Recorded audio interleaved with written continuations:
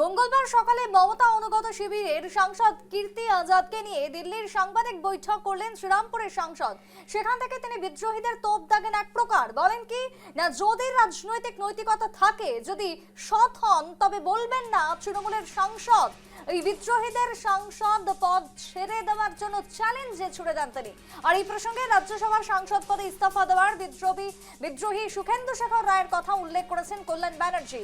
সুখেন্দু যে বিদ্রোহী হওয়ার সঙ্গে সঙ্গে তৃণমূল এবং দলের দেওয়া সাংসদ পদ উভয় ছেড়েছেন, তা বাকি বিদ্রোহীদের কাছে উদাহরণস্বরূপ বলে মনে করেন শ্রীরামপুরের সাংসদ।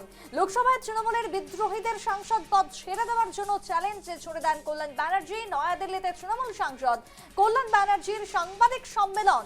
তৃণমূলের বিদ্রোহ সাংসদদের তোপ, সেখানে কল্যাণ ব্যানার্জির সাংসদ পদ ছেড়ে দেওয়ার জন্য প্রত্যেককে চ্যালেঞ্জ ছুড়েছেন তিনি। ঠিক কি বললেন, যে সমস্ত 20 জন বিধায়ক এখন কাকুলি ঘোষ দস্তিদারের হয়ে একত্রিত হয়ে আলাদাভাবে বেরিয়ে আসতে চাইছে, এনডিএতে যোগ দিতে চাইছেন, তাদের উদ্দেশ্যে সাংসদ কল্যাণের বক্তব্য রাখবো। এনারা যা বলছেন, যা করছেন,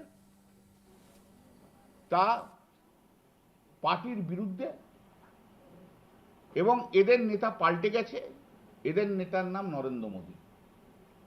যারা আলাদা করে ব্লক তৈরি করছেন, তাদের নেতার নাম নরেন্দ্র মোদী। ভূপেন্দ্র যাদবের বাড়িতে যে শুভেন্দু অধিকারীর সঙ্গে বসে তারা প্রমাণ করে দিয়েছেন তারা হচ্ছেন বিজেপি। নরেন্দ্র মোদী ওদের নেতা হয়ে গেছে, কিন্তু ডাইরেক্টলি এখনো বলতে পারছে না বিজেপি করি। মানুষ কিন্তু বোকা নয়, মানুষ সব জানে,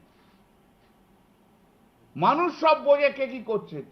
কথা জাগলারি এখানে ওখানে করতে পারে, কিন্তু মানুষ বোঝে কে কি করছে। আমাদের কোনো অসুবিধা নেই,